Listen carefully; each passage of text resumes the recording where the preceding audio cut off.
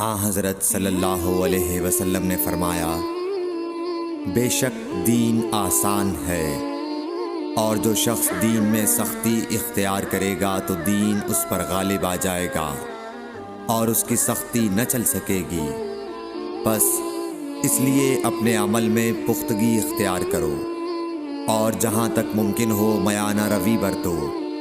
اور خوش ہو جاؤ کہ اس طرز عمل سے تم کو دارین کے فوائد حاصل ہوں گے،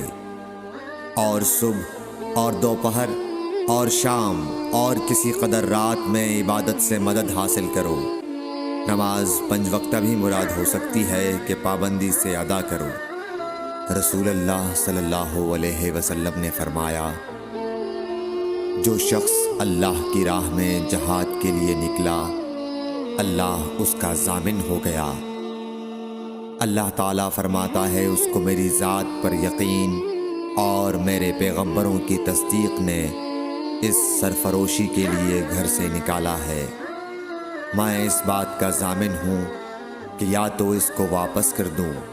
ثواب اور مال غنیمت کے ساتھ، یا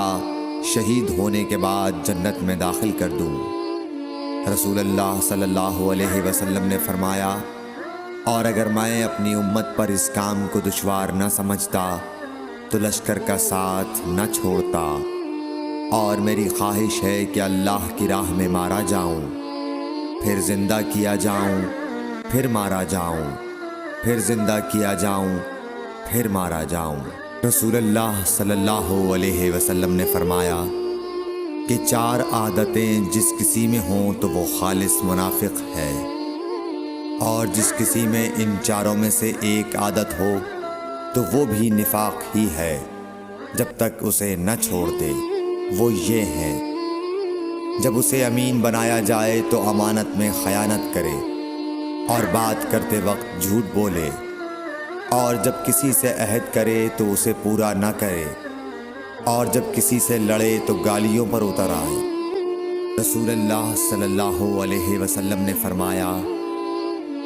جو شخص شب قدر ایمان کے ساتھ محض ثواب آخرت کے لیے ذکر و عبادت میں گزارے، اس کے گزشتہ گناہ بخش دیے جاتے ہیں۔ رسول اللہ صلی اللہ علیہ وسلم جب مدینہ تشریف لائے تو پہلے اپنی نانہال اترے جو انصار تھے، اور وہاں آپ نے 16 یا 17 ماہ بیت المقدس کی طرف منہ کر کے نماز پڑھی، اور آپ کی خواہش تھی کہ آپ کا قبلہ بیت اللہ کی طرف ہو۔ جب بیت اللہ کی طرف نماز پڑھنے کا حکم ہو گیا تو سب سے پہلی نماز جو آپ نے بیت اللہ کی طرف پڑھی عصر کی نماز تھی۔ وہاں آپ صلی اللہ علیہ وسلم کے ساتھ لوگوں نے بھی نماز پڑھی۔ پھر آپ کے ساتھ نماز پڑھنے والوں سے ایک آدمی نکلا اور اس کا مسجد بنی حارثہ کی طرف گزر ہوا تو وہ لوگ رکوع میں تھے۔ وہ بولا کہ میں اللہ کی گواہی دیتا ہوں کہ میں نے رسول اللہ صلی اللہ علیہ وسلم کے ساتھ مکے کی طرف منہ کر کے نماز پڑھی ہے۔ یہ سن کر وہ لوگ اسی حال میں بیت اللہ کی طرف گھوم گئے، اور جب رسول اللہ صلی اللہ علیہ وسلم بیت المقدس کی طرف منہ کر کے نماز پڑھا کرتے تھے، یہودی اور عیسائی خوش ہوتے تھے، مگر جب آپ نے بیت اللہ کی طرف منہ پھیر لیا تو انہیں یہ امر ناگوار ہوا۔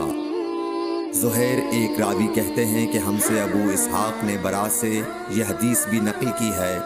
کہ قبلہ کی تبدیلی سے پہلے کچھ مسلمان انتقال کر چکے تھے، تو ہمیں یہ معلوم نہ ہو سکا کہ ان کی نمازوں کے بارے میں کیا کہیں۔ تب اللہ نے یہ آیت نازل کی، وَمَا كَانَ اللَّهُ لِيُضِيعَ إِيمَانَكُمْ، سورہ بقرہ آیت نمبر 143۔